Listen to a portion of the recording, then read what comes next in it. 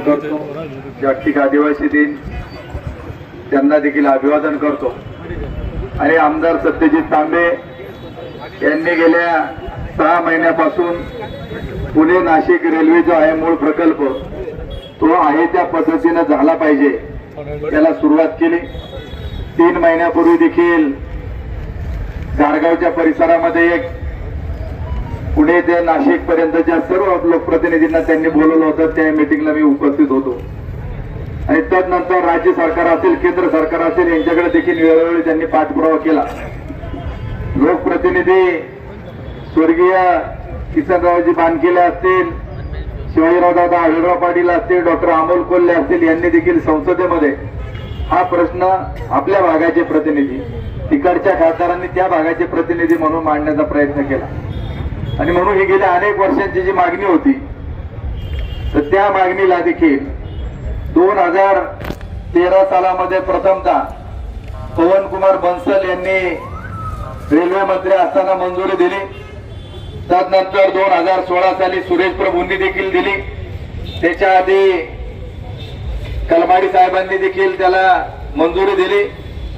आणि त्यानंतर आता हा प्रकल्प रद्द झाल्याचं ज्यावेळी अश्विनी कुमार वैष्णव यांनी ज्यावेळी जाहीर केलं त्यावेळी आपणा सर्वांना धक्का बसला.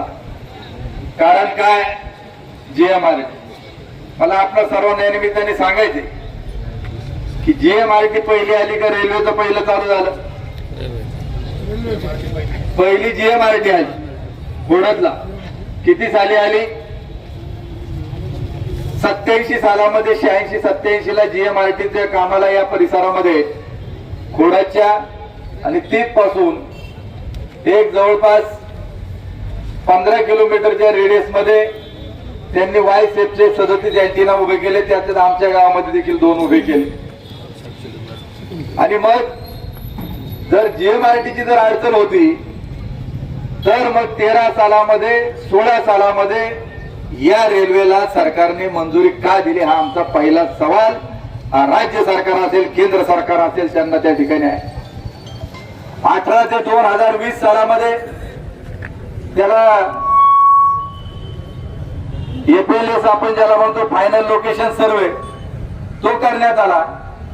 आणि महाराष्ट्र रेल्वे इन्फ्रास्ट्रक्चर डेव्हलपमेंट कॉर्पोरेशनच्या माध्यमातून एक डीपीआर करण्यात आला आणि त्याला अंतिम मान्यता देण्यात आली. 2021 सालामध्ये महाविकास आघाडीचं सरकार राज्यामध्ये होतं.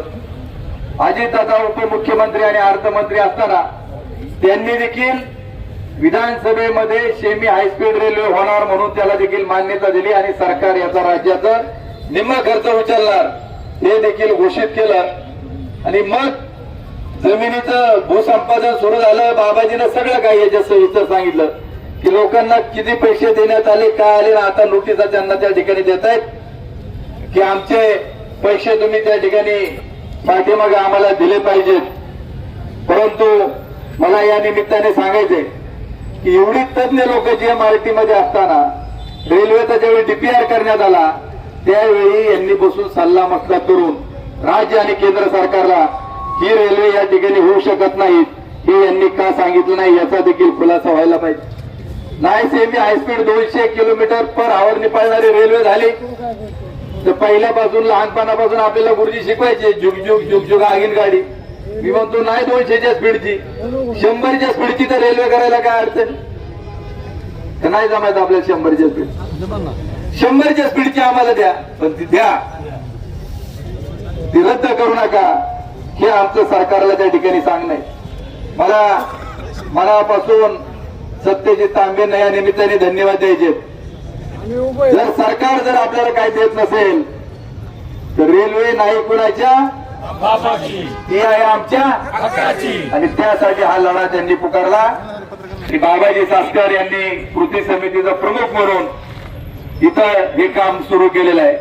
आणि त्यांनी सांगितलं की आम्हाला जो आशीर्वाद लागला आम्हाला जी प्रेरणा मिळते ती हुतात्मा बाबू घेऊनची त्या ठिकाणी मिळते. आणि म्हणून आज सर्वांनी या निमित्ताने सांगितलंय की बाबाजी सासकर यांनी या तालुक्यामधून या रेल्वेच्या प्रश्नासंदर्भातलं नेतृत्व करा आम्ही पूर्ण ताकदीनिशी सगळी मंडळी तुमच्या पाठीमागे त्या ठिकाणी भरभक्कमपणे राहू आणि हे काम आपल्याला पुढे त्या ठिकाणी न्यायचे. ज्यावेळी राज्य काही करत नाही, केंद्र काही करत नाही, तर सरकार फक्त झोकू शकतं, ते जनतेच्या समोर झोकू शकतं. तुम्हाला आम्हाला माहित आहे या परिसरामधला बैलगाडा शर्यत 2007 सालापासून त्याच्याबाबत संघर्ष सुरू झाला. गाडे बंद, गाडे चालू, चालू झाले तर आम्ही केले, बंद पडले तर राजाभाऊमुळे बंद पडले. उदाहरण म्हणून सांगतो, ते आरोप प्रत्यारोपात तुम्ही आम्ही सगळे होतो.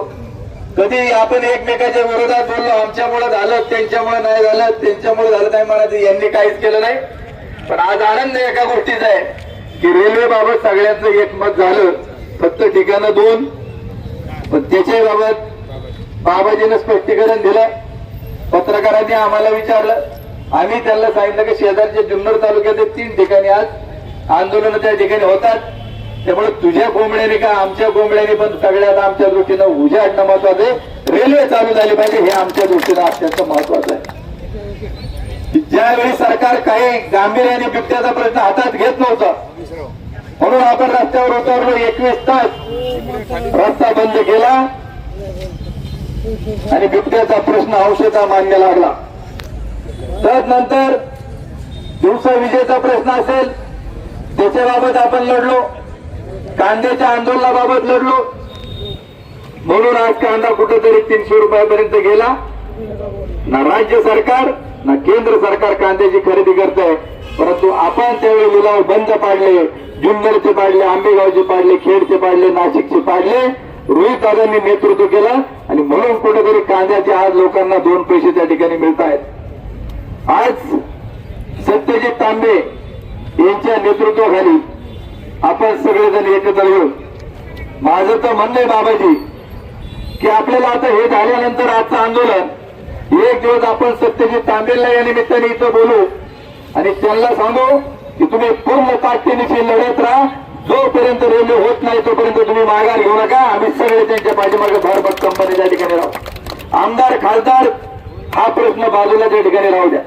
अनेकांनी उल्लेख केला की अभिजित दिप्पेंचा उल्लेख केला, सोनम वांचूम यांचा उल्लेख केला की लोक जमतायत. लोकांना हे त्या ठिकाणी माहित पाहिजे तर लढणाऱ्याचा हेतू हा प्रामाणिक असला पाहिजे, तो फितूर होणारा नसला पाहिजे, जरांगे सारखा त्या ठिकाणी लढणारा असला पाहिजे.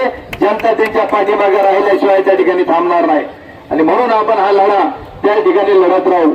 आज रेल्वे जशी गेली, सुरेश भाऊ कदाचित आपल्या सगळ्यांना माहित नाही, विधानसभेला सांगितलं होतं की ही लढाई पाहण्यासाठी आहे, बोगदा होऊन देणार नाही. पण दुर्दैव एक आहे की आजपर्यंत जसा कुकडी प्रकल्प असेल, पुणे पाटबंधारे विभाग असेल, त्याची स्थापना झाली, तसं मुख्य अभियंत्याचं ऑफिस जे पुण्यामध्ये सिंचन भवनला त्या ठिकाणी होतं. पण तुमचं आमचं दुर्दैव आहे की आज पुण्यामध्ये असणारं राज्य सरकारचं मुख्य अभियंता की जर आपल्याला रावसाहेबांनी पाणी सोडलं नाही, आपण नारायणगावला कार्यकारी अभियंत्याकडे त्या ठिकाणी जातो. त्याने ऐकलं नाही तर आपण सुपरिटेंडेंट इंजिनियरकडे त्या ठिकाणी पुण्याला जायचो. त्याने जर ऐकलं नाही तर चीफ इंजिनियरकडे आपण त्या ठिकाणी मुख्य अभियंत्याकडे त्या ठिकाणी जायचो. परंतु गेल्या 2 महिन्यापूर्वी मुख्य अभियंता पुणे पाटबंधारे विभागाचे जे आपल्याचे आहेत रमेश भाऊ, ते कार्यालय आज कुठे गेले, ते इथून उचललं आणि सोलापूरला त्या ठिकाणी गेलं.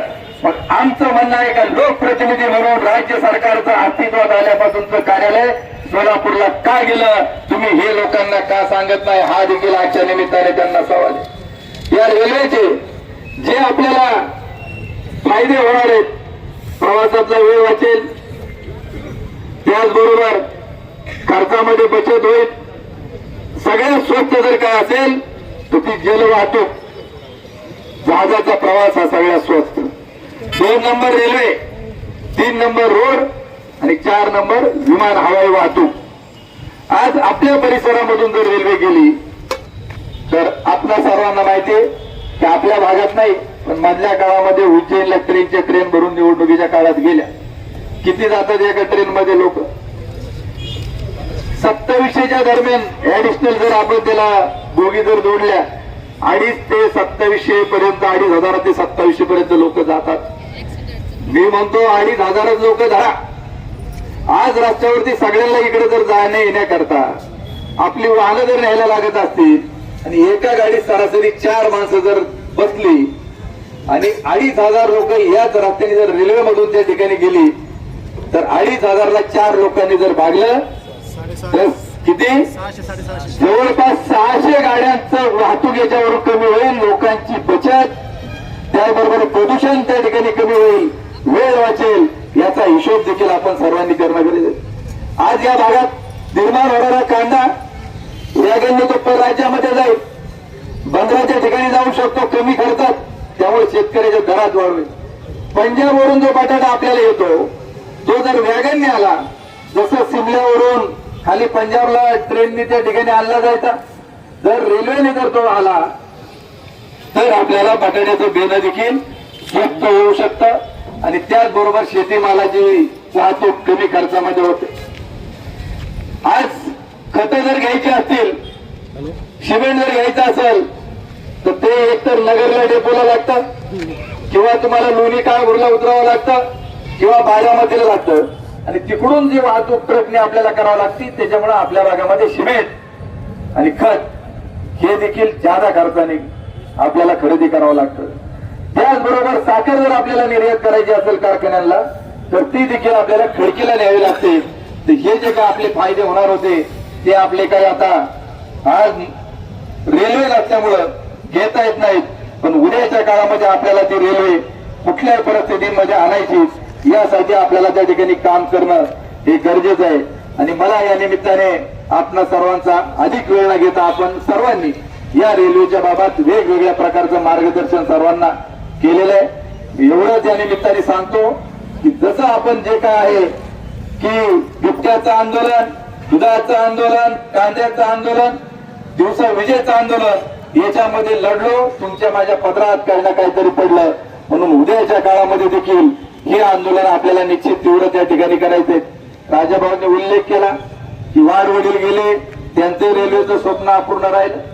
आता आपणही चाललो तरी रेल्वे काय आपल्याला त्या ठिकाणी पाहायला भेटत नाहीत. परंतु या तालुक्यातील तरुणांना आम्हाला या निमित्ताने सांगायचंय. काल तुम्ही उल्लेख केला, आम्ही देखील कॉलेजच्या परिसरामध्ये गेलो, तिथं देखील पॅम्पलेट वाटली, मुलांना सांगितली की एक लोकांची भावना आहे की आपल्या तालुक्यामध्ये ज्या ज्या वेळी आंदोलनं झाली, प्रामुख्याने 2 आंदोलनं आपली मोठी झाली आणि आम्ही देखील शरददादा सोनवणे त्यांच्या बरोबर बसलो होतो की आंदोलन कुठं करायचं, रस्त्यावर करायचं किंवा काय करायचं. की मधल्या काळामध्ये जी 2 आंदोलनं झाली त्याच्यामध्ये अनेक जणांवरती गुन्हे त्याच्यामध्ये दाखल करण्यात आले. जसं आपण दिल्लीचं आंदोलन पाहिलं, ज्या पद्धतीनं मुलांना मारलं गेलं आणि आज त्याच्याबाबत संपूर्ण ते जागा झाला. कदाचित मुलांच्या मनामध्ये देखील ती भावना असू शकते की या आंदोलनामध्ये जर अगोदर की निपक्षपातीपणे कारवाई व्हायला पाहिजे. आम्ही डीवायएसपी मांडगे साहेबांना सांगितलं, वाघमारे साहेबांना देखील सांगितलं भेटून की ज्या ज्या वेळी आंदोलनामध्ये आमदार आले, खासदार आले बिबट्याच्या आंदोलनात, त्यांना मोकळं सोडून दिलं. बिबट्याच्या आंदोलनात गोंधळ घालणारे जे होते त्यांना देखील मोकळं सोडून दिलं. परंतु सामान्य कार्यकर्त्यांवरती गुन्हे त्या ठिकाणी दाखल करण्यात आले. आज जामीन मिळाला असेल, कोर्ट काय निर्णय घ्यायचा असेल, सरकार काय निर्णय घ्यायचा असेल ते असेल. परंतु आमची त्यांना विनंती अशा प्रकारची राहील की ज्या प्रकारे तुकाराम मुंडे साहेब अधिकारी कोणाच्याही तोंडाकडे पाहत नाही, कोणाची कंपनी हे पाहत नाही, बेसळ दिसली तर गदार करण्याचं काम करतो, तसं काम सगळ्या अधिकाऱ्यांनी निपक्षपातीपणे करावं हीच आमची सामान्य जनतेची तुमच्याकडून अपेक्षा आहे. आणि म्हणून आपल्याला सर्वांचा अधिक वेळ न घेता आपण 100% हा लढा जोमाने त्या ठिकाणी लढू, एकत्रितरित्या लढू, पक्षीय राजकारण बाजूला त्या ठिकाणी लढू आणि ही रेल्वे झालीच पाहिजे यासाठी आपण काम करत राहू, एवढंच या निमित्ताने सांगतो. आणि आता आपल्याला यानंतर की हेच बाबाजी चासकर यांनी निवेदन तयार केलं आहे, त्याच्यावर काही लोकांच्या सह्या आहेत, बाकीचे सह्या करतील. आता पोलीस अधिकाऱ्यांना देखील आम्हाला तुम्हाला सांगणे की मांडवे साहेब असतील, वाघमोडे साहेब, की आम्ही फक्त रस्त्यावरती त्या ठिकाणी येऊन, आज एकादशी आहे, लोक आळंदीला जाय करतात, आम्हाला कोणाची अडवणूक करायची नाही, परंतु प्रातिनिधिक स्वरूपामध्ये 5 मिनिट आपलं कोण प्रतिनिधी प्रांत अधिकाऱ्यांचा त्या ठिकाणी असेल त्यांना त्या ठिकाणी उपस्थित राहायला सांगा. आम्ही सर्व मंडळी येऊ त्या ठिकाणी थांबू. ते निवेदन आपण त्या ठिकाणी स्वीकारा आणि आमच्या भावना या सरकारपर्यंत कळवण्याचं काम प्रशासक म्हणून आपण त्या ठिकाणी करावं. त्याचबरोबर आपल्या सर्वांना देखील पीडीएफ आम्ही काल पाठवलेले आहेत की त्या पीडीएफ मध्ये मेल आणि ते मेल आयडी त्याच्यामध्ये देण्यात आले आहेत. त्याच्यावरती आपण ते मेल फॉरवर्ड फक्त करायचे की जेणेकरून प्रधानमंत्र्यापर्यंत त्या ठिकाणी जाईल हे देखील या निमित्ताने सांगतो. आणि ज्या पद्धतीने तुम्ही खासदार डॉक्टर अमोल कोल्हेच्या बाबत नितीनराव असतील अन्यांनी ज्या भावना व्यक्त केल्यात तुमच्या भावनांशी देखील आम्ही सर्वजण सहमत आहोत. आम्ही त्यांना एकच या निमित्ताने आज मी फोन करेल की खासदार साहेब उद्या तुम्ही जर पंतप्रधानांकडे जाणार असेल तर तुम्ही त्या ठिकाणी रेकॉर्डिंग तुमचं त्या ठिकाणी करा आणि स्पष्टपणे मोदी साहेबांना सांगा की माझ्या मतदारसंघात ही रेल्वे झालीच पाहिजे. ती जर झाली नाही तर उद्याच्या काळामध्ये मला सुद्धा रस्त्यावर त्या ठिकाणी उतरावं लागेल अशी मागणी त्यांनी उद्या करावी असं देखील या निमित्ताने सांगतो आणि थांबतो. धन्यवाद. जय हिंद, जय भारत.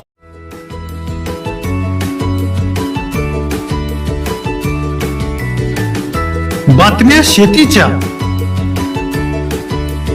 बातम्या मातीच्या,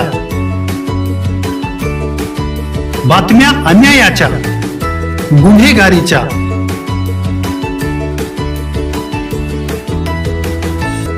राजकारणाच्या आणि समाजकारणाच्या, शोषणाविरुद्ध बुलंद आवाज, जनसामान्यांच्या हुंकाराची गाज, सत्कार्याला प्रोत्साहन, दुष्कृत्याला अनुशासन, निर्भीड, निस्पृह, सडेतोड, बेधडक आणि रोखटोक म्हणजेच विघ्नहर टाइम्स. शोध बातमीचा, ध्यास सत्याचा. आपलं चॅनल, आपली बातमी. सबस्क्राईब तर कराच पण बेल आयकॉनवर क्लिक करायलाही विसरू नका.